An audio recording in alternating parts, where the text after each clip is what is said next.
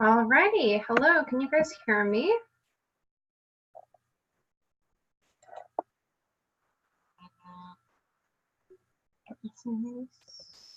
Oh, sweet. Okie doke. Well, welcome to this session of Math 17 GSG. I'm just going to quick double check to make sure that we're recording, and then we can get started. Okie doke. So we were doing section 7.5 this week. We were dealing with odds for, odds against, events, that type of stuff. So let's just kind of get started. Let's get started with let's just get started with problem 5. So I'm on page 400.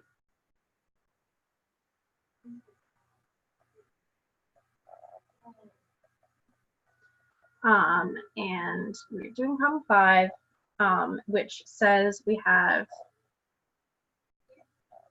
E is equal to 0.4.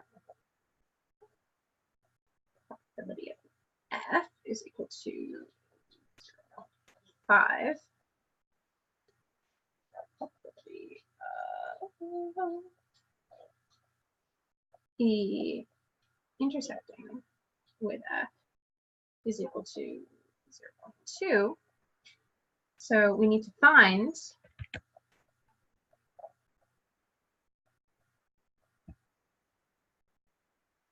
EUF probability.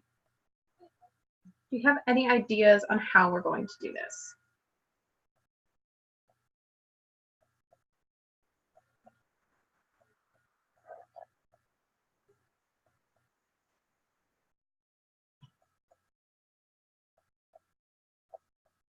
Yes, so this is called the additive rule. I can spell additive.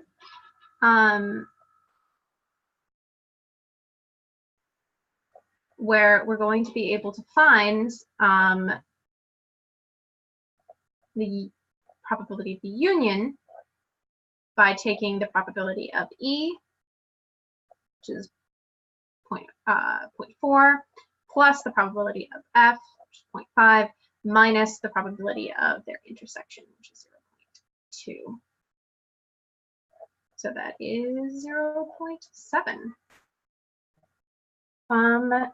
Why don't we do something pretty similar, except I'm going to leave some of these pieces here so we don't have to rewrite them.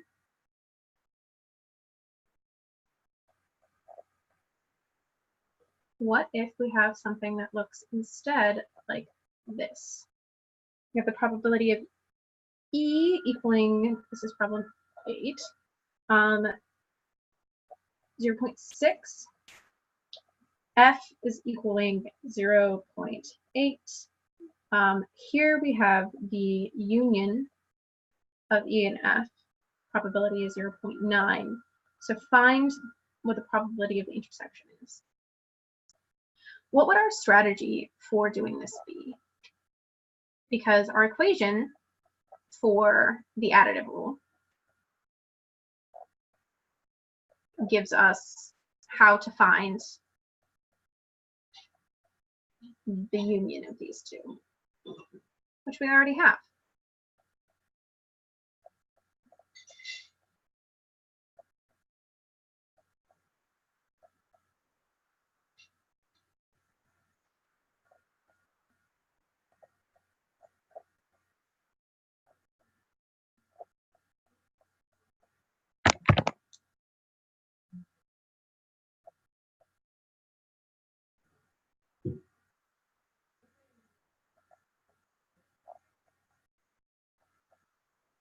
Well, because we have the intersection existing in this formula, we can actually still use the additive rule, but we need to rearrange it so that it is actually what we're looking for.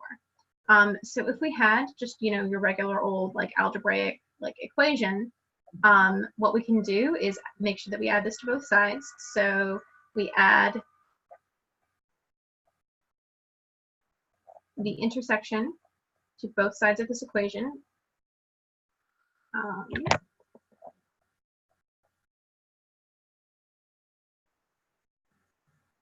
So we end up with, first, we'll end up with the probability of the union plus the probability of the intersection equal to the probability of E plus the probability of F. Then we're going to want to take a step to make it so that we only want the intersection. That's what we want to try to find. So we're going to subtract the union from both sides.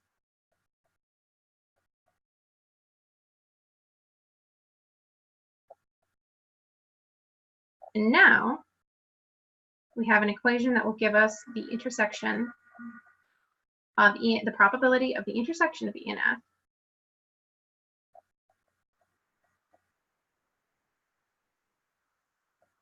in terms of what we have, which is the probability of E, the probability of F, and the probability of their union. And we can fill this in pretty easily. Here are our numbers again. So this is going to be equal to 0.6 plus 0.8 minus 0.9. So that is 0.5, right?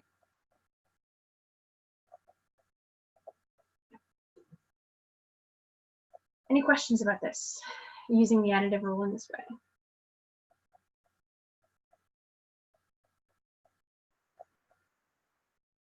Okay, now let us try to do something that doesn't necessarily use the additive rule. Let's do number 12, where we are trying to find the probability of a complement, or rather of the original, given that we have a complement. We want to find P of F given that F,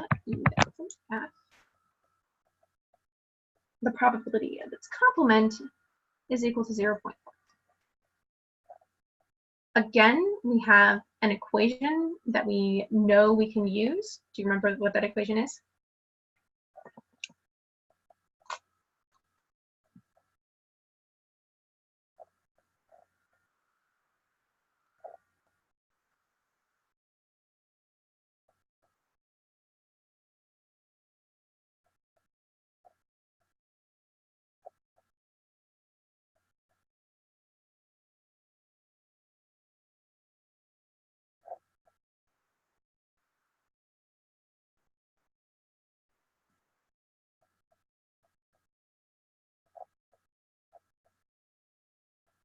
Okay, so they give us the equation, I think on page, it's just a couple of pages before this.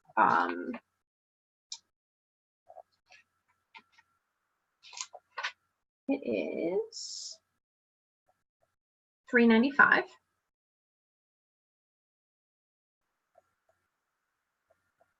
And what they give us is that the probability of a complement is equal to 1 minus the probability of the event happening itself, of the event itself. So when we say complement here, we can also think of like the probability of occurring versus not occurring. The probability that it doesn't occur is the probability of its complement here. So we can kind of break this into event does not occur and event does occur.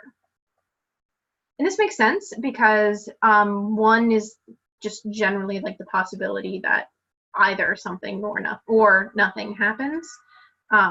So we break it into, for instance, if there is a 40% chance that the event does occur, then like correspondingly, there is a 60% chance that the event doesn't occur. So here we have the probability that the event, in this case F, occurs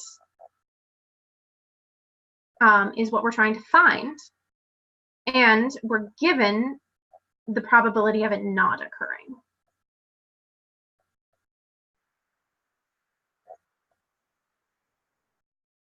If I can spell. And again, very similar to the last one, we're going to just need to rearrange this equation a little bit. So we have the probability of F not occurring as equal to 1 minus the probability of it occurring. We can add to both sides the probability of it occurring. Note now the probability of it not occurring plus the probability of it occurring is equal to 1, which makes sense. It either occurs or it doesn't occur. There is no in between. So it's an either or situation. We either have the event happening or we don't have it happening. And the probability of the event happening plus the probability of the event not happening is going to be equal to 1. That being said, what we really want to find is the probability of it happening. So we're going to subtract from both sides. And we end up with the probability of the event happening is equal to 1 minus the probability of the event not happening. Complement.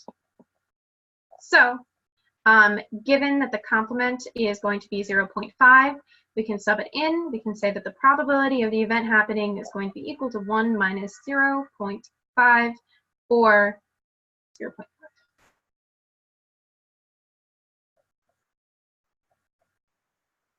That's what we're looking at here.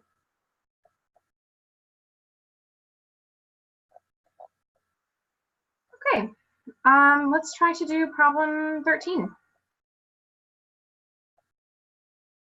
Here we have let A and B be events of a sample space S, and let P of A equal 0.5. I'm going to write this down. P of A is equal to 0.5.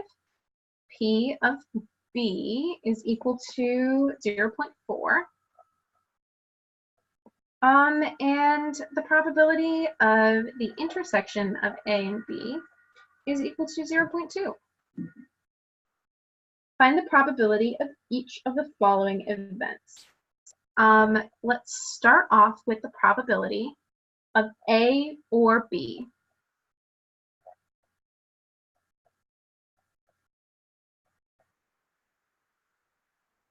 How can I write this in terms of language that is useful to me? What is this going to look like? What is the probability of A or B in the math terms?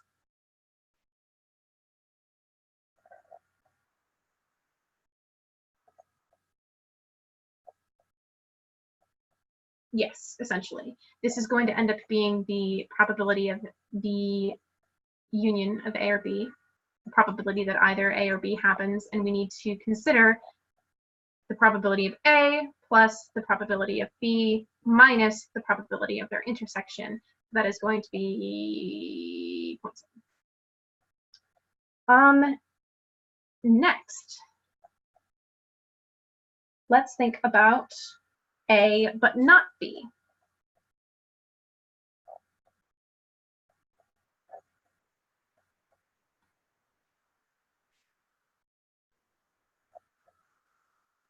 What is the probability of A but not B?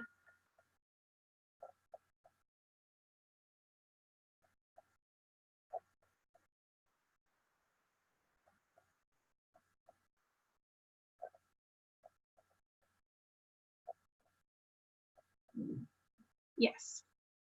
The probability of A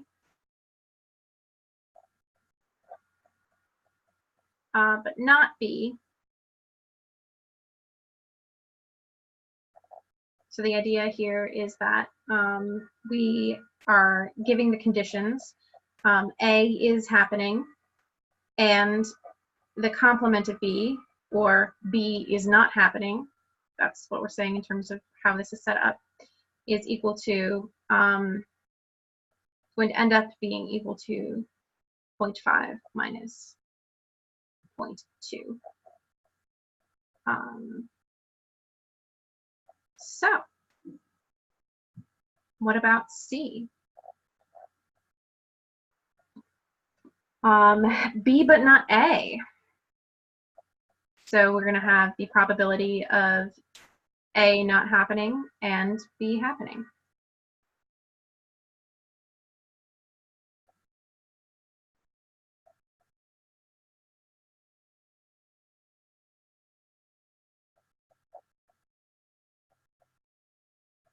Yep, exactly. That's not 5, that's 4.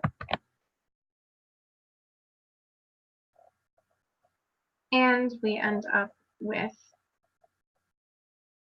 0.2. Here it was 0.3. And finally, we have D, where we have neither A nor B happening.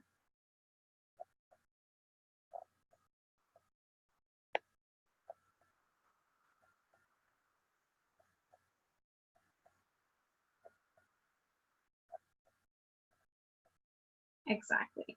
We're going to do this by using 1 minus what we found over here, 0.7, and we end up with 0.3. Awesome. Okie doke.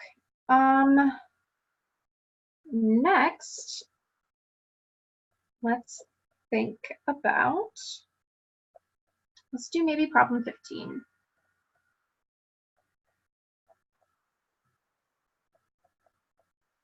So let A and B two mutually exclusive events of a sample space S.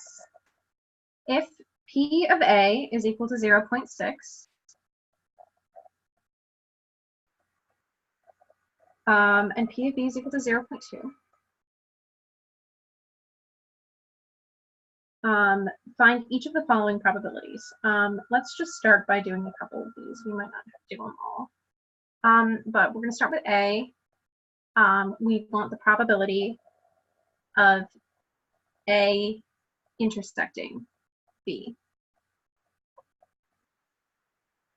What is the probability of A intersecting B,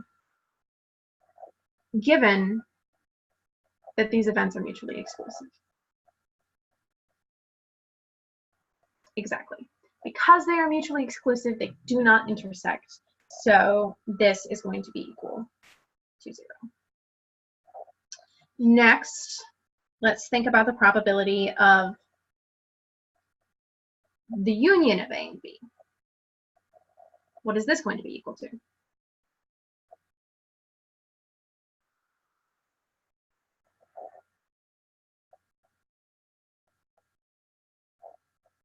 Yep, the probability of A plus the probability of B minus the probability of their intersection, which in this case is 0, leave us with the probability of either A or B happening.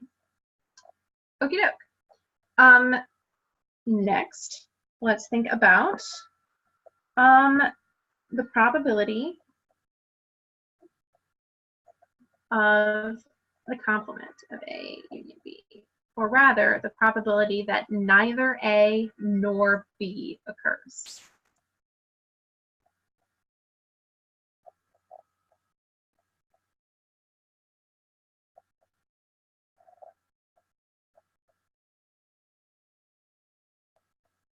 One minus 0.8 is equal to 0.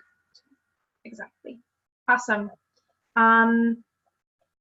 If you'd like to keep going, we can, but you seem to really have this down. Let's just finalize this by trying F. What is the probability of the complement of the intersection of A and B?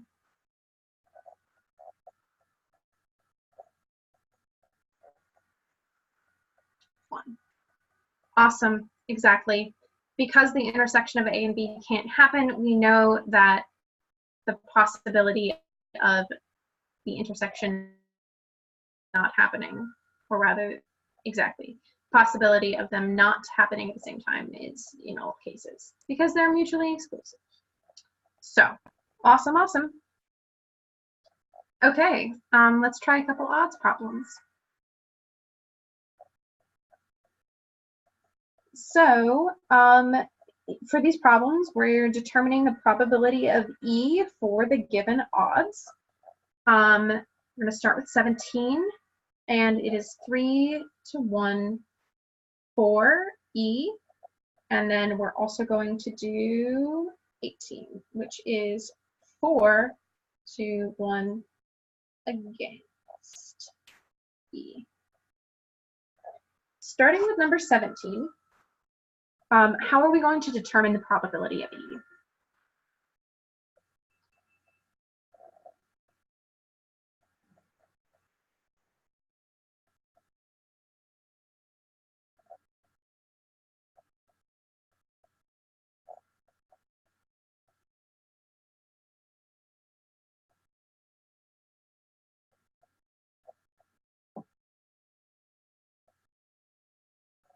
Yep.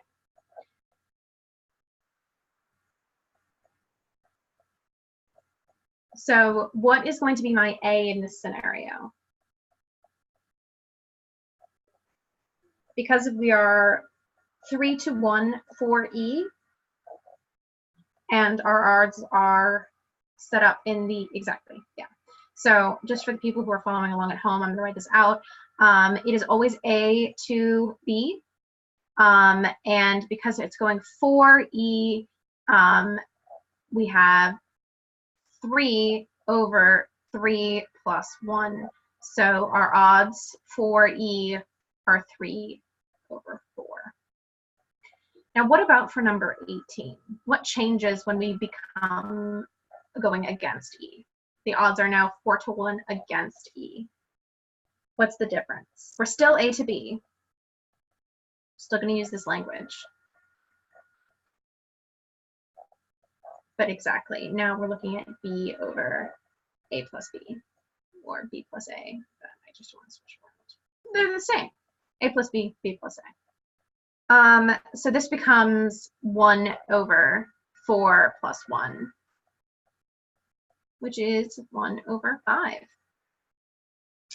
And those are our odds, first for E and then against E. Okie doke. Let's do problem 23, not 2.3, 23. Here, we're looking for the odds for and against each event for the given probability.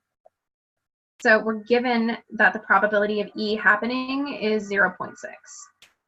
How can we determine the odds for E and the odds against E?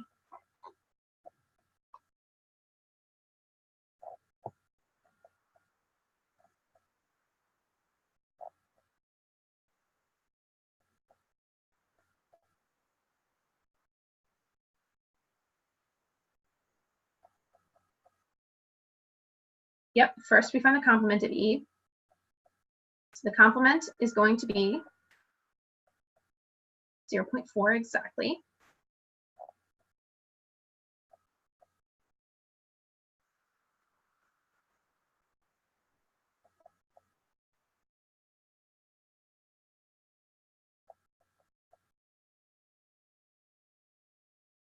Then what's our next step?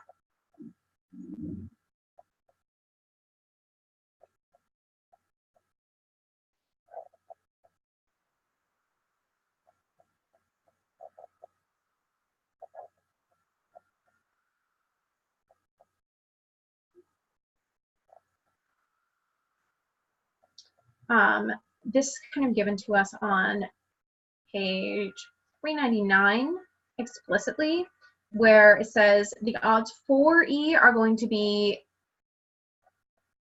probability of the event happening over the probability of it not happening. So the probability, or rather the odds, yes, you got it.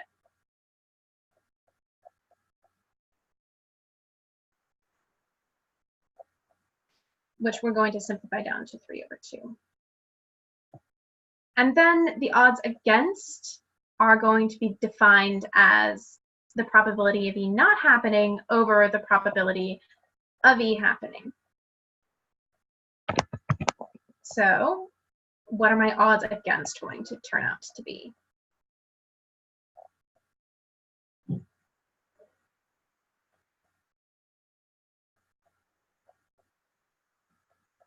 Two over three. Awesome. Okie doke.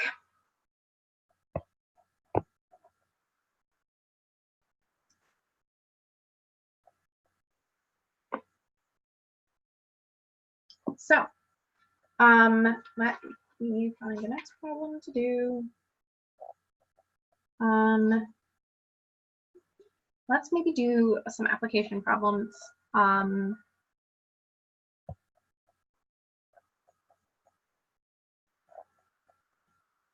So let's start with the Chicago Bears. The Chicago Bears football team has a probability of winning of 0.65 and of tying of 0.05. What is the probability of losing? Let's set this up in terms of some math. What should we call when they win? I would probably just call that W.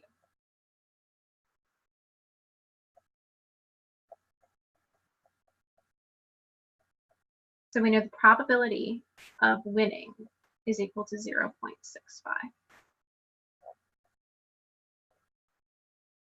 Next, we want to define what happens when they lose.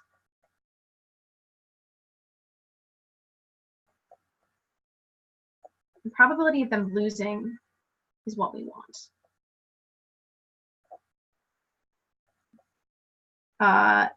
Next, we need to identify what a tie means.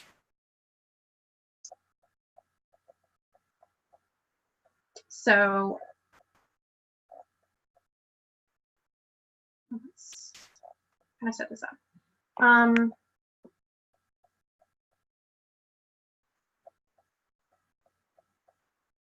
I actually don't like that. I'm changing this. I started doing this and I thought, no. We're turning this into, this is going to be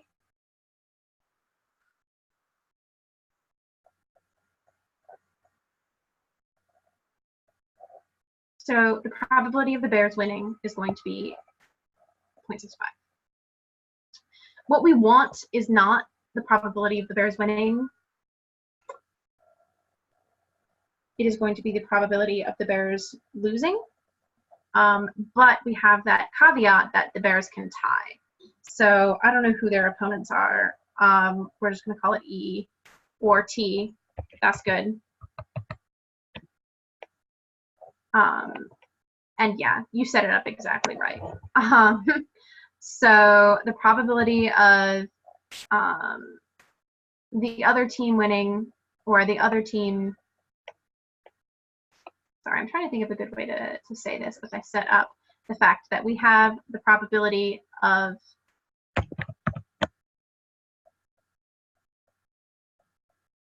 Bears winning plus the probability of the Bears and the other team. I need to stop thinking about the other team. This is just the probability of the Bears tying is equal to and then all of that, 1 minus the probability of the Bears either winning or the Bears tying becomes the probability of the Bears losing, which is, as we stated, what we wanted. So, and we just want to make sure that we have those parentheses in there, I think, because what we really want is these two combined. Because if we say 1 minus without these parentheses, then we end up adding the probability of tying when we really should be subtracting the probability of tying. This becomes 1 minus 0.65 minus 0.05, as we established T is a tie scenario, and P of T is equal to 0.05. Which gives us 1 minus 0.7, which gives us 0.3.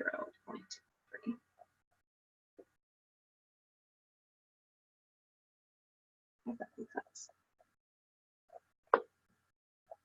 Okie doke. Let's do 20. No, let's do 33. So here we have a probability table. We have the number of TV sets in the house.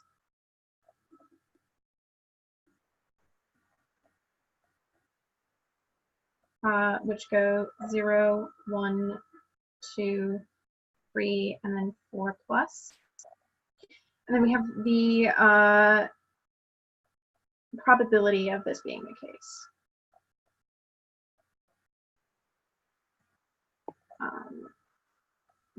Set up some lines so that it doesn't look too off.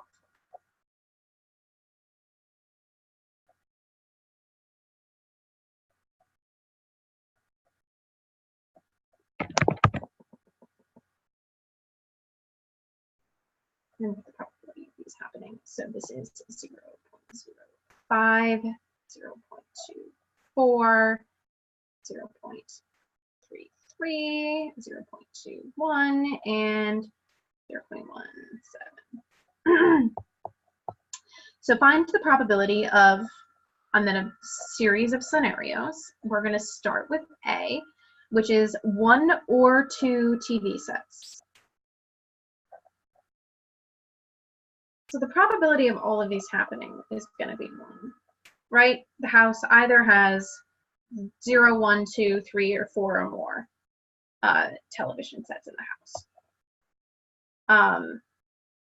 So we know that that's okay, the case. If we were to add all of these up, they would equal to 1. I haven't done it, but I'm going to assume that the book is capable of that most basic level.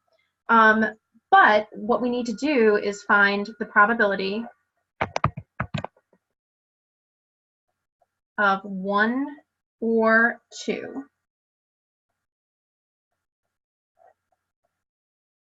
which is, I'm going to call 1 or 2.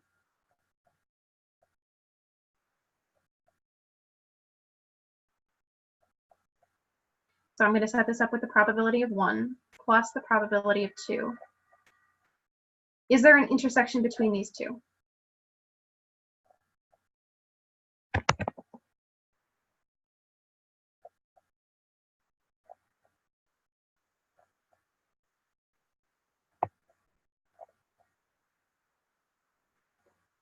What do you think?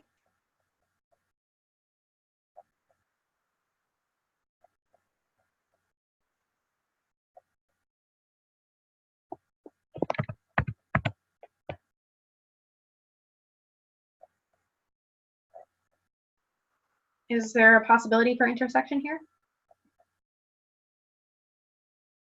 There isn't. This is a scenario in which all of these events are mutually exclusive.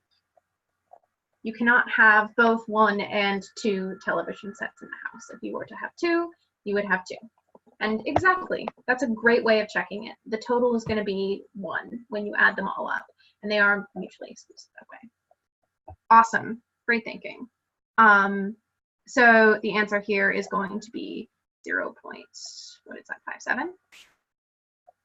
57, yep. Sweet, okay, then let's try to find the probability of 3 or fewer TV sets. What does that mean?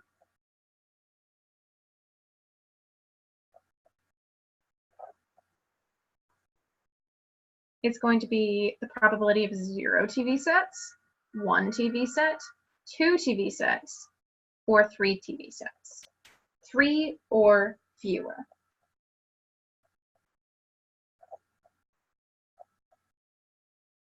This is not part B. This is part C. That's fine. Just don't want to confuse anyone. Watching along. Okay. So exactly, you've got this. It is the same exact process. We're going to do 0.05 plus 0.24 plus 0.33 plus 0.21. So this is going to turn out to be, that is 0.57. This becomes 0.62, and this becomes 0.83.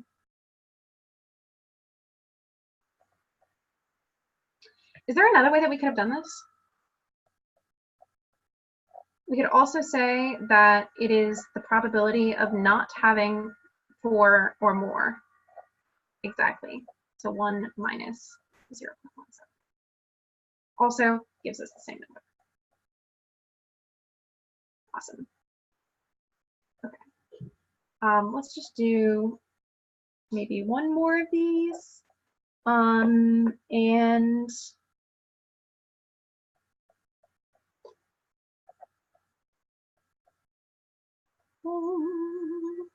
what is the difference between this and problem G, where we look for 1, 2, or 3?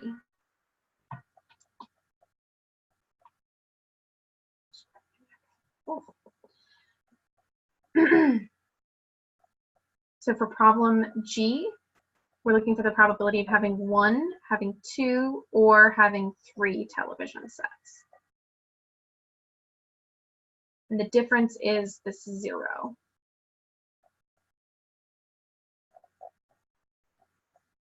So this just becomes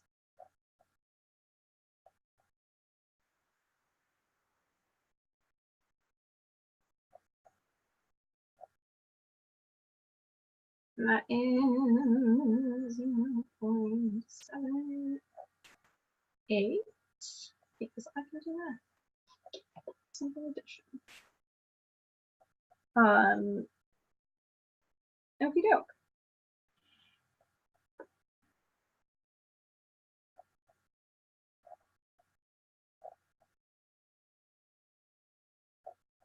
Okay, maybe to wrap up, we can do this blood type problem. I think the blood types are really interesting. I myself am actually not a math major. I am a microbiology major, so I think it's always really cool when I get examples that I like know a little bit about. So blood types, they give us a table, which I am going to copy down quite quickly. Over here, in that line.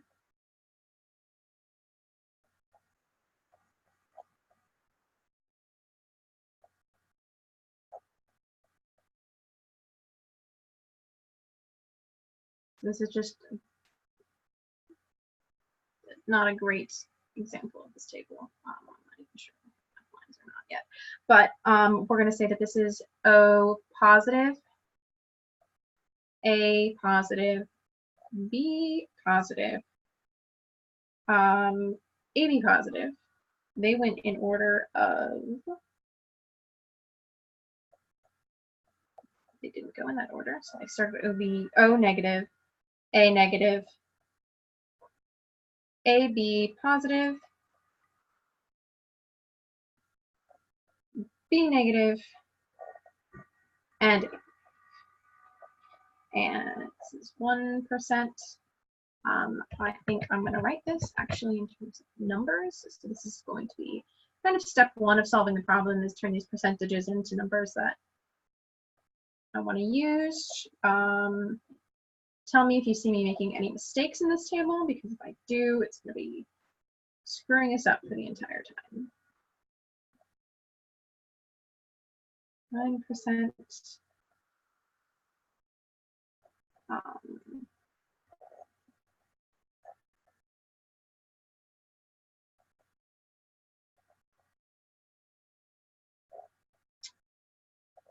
Okie doke. I love that jump. That's such a dramatic jump. From like 9% of people to 31% of people.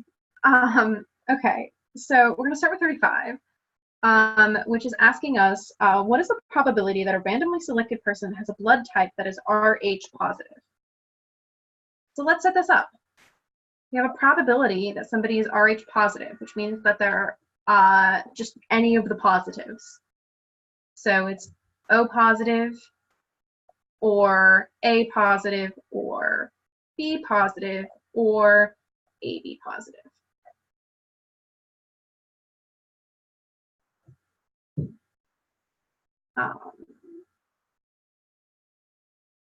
So we're basically going to do exactly what we did in the last problem. We know the probability for being O positive. Actually, before we do that, we should ask ourselves and answer the question, can we just kind of add all of these up? Is this a mutually exclusive event?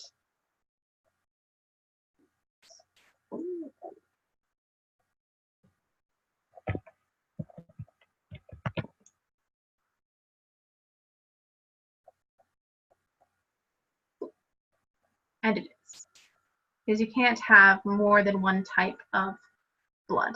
You either make blood cells that are Rh positive or Rh negative, and you make blood cells that are expressing O, expressing A, or expressing both, or rather, not expressing anything, expressing A, expressing B, or expressing both A and B.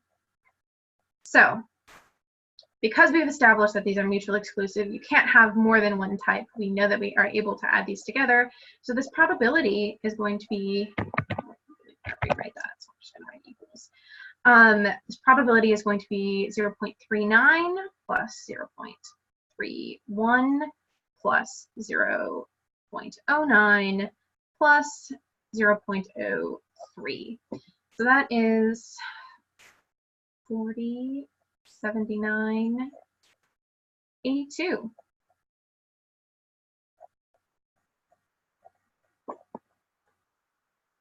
So what is the probability a randomly selected person has a blood type that is Rh positive?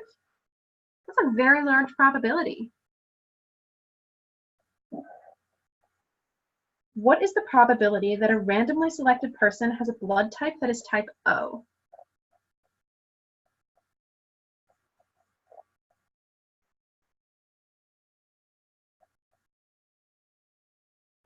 So what is this going to consist of? This is going to be either O positive or O negative. So that is going to be either O positive, chances of being O positive, or chances of exactly being O negative, which is going to be equal to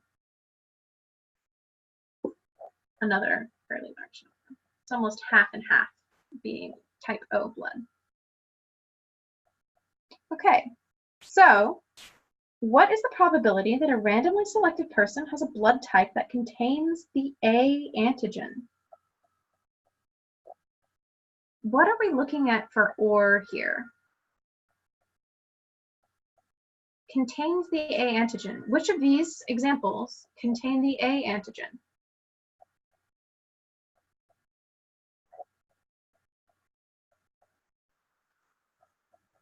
Exactly. When I say OR, we're going to end up adding these together. But what all am I going to add together? is kind of my question. I definitely know that it's going to include A positive and A negative blood, but is there anything else that contains any antigen here? AB blood has both A and B antigen. So I need to consider both AB positive and AB negative blood as well. So this is going to turn out to be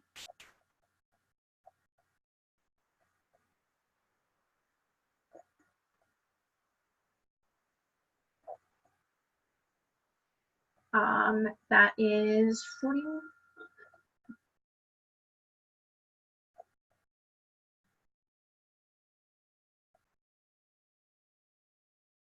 Okay, essentially done what 38 is. Now let's do 39. So for 39, we need to consider the probability that a randomly selected person has a blood type that is type O, or it is Rh positive. You already established that or means that we're adding them. So which of these are we going to add? Type O, not both of those, or Rh positive. That's positive, that's Rh positive. This is both. That's Rh positive.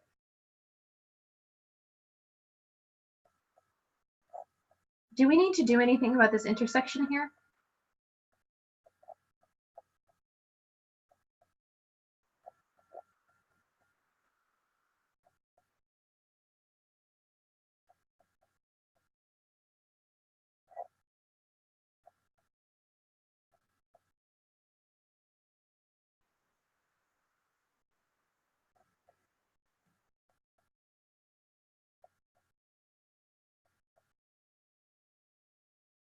That's a great way of putting it, actually.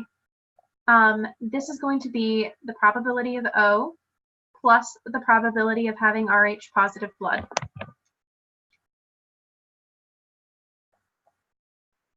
And then minus, I was just going to do it like in like a little bit more intuitive way, but it's so great that you put it out exactly like the additive rule. This is exactly what the additive rule has to say.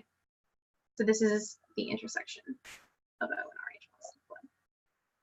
So if we think about these things as two different events happening, then we have the probability of O happening, which I think we established as 0.48.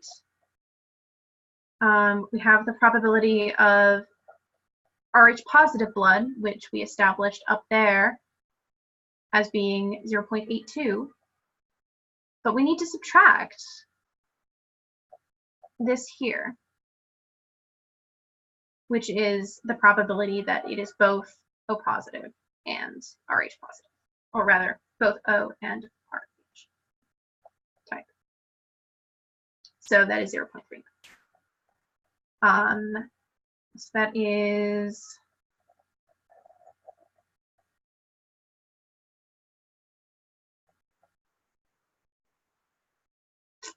one, I believe.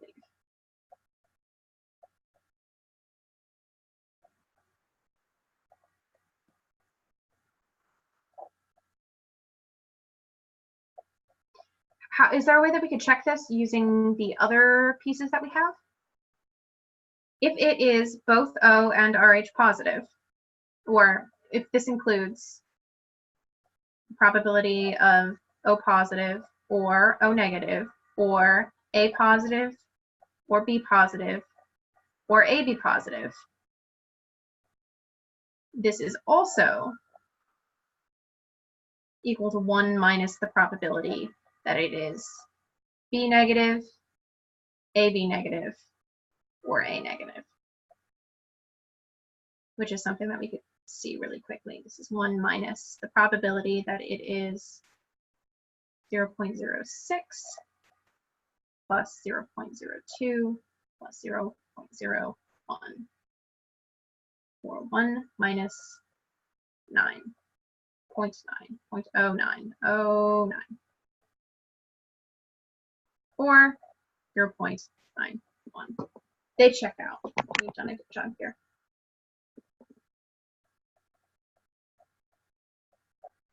Okie doke. That's pretty much all I've got for you today. Let me know if you have any questions during the week. Feel free to email me anytime saying like, hey, I was struggling on this problem and I would really appreciate going over in the GSG at the end of the week. And I can for sure do that for you. I am going to hopefully have this video processed and posted on my YouTube, and I'll put an announcement out in either today or tomorrow. And if I don't do that, feel free to email me and yell at me. Or just email me to talk to me anytime, either. So yeah, any questions, comments, concerns?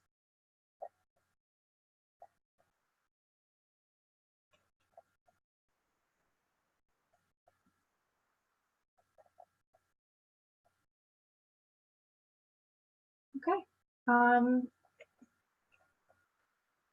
don't see any in the chat, so I hope you have a wonderful evening and a great weekend.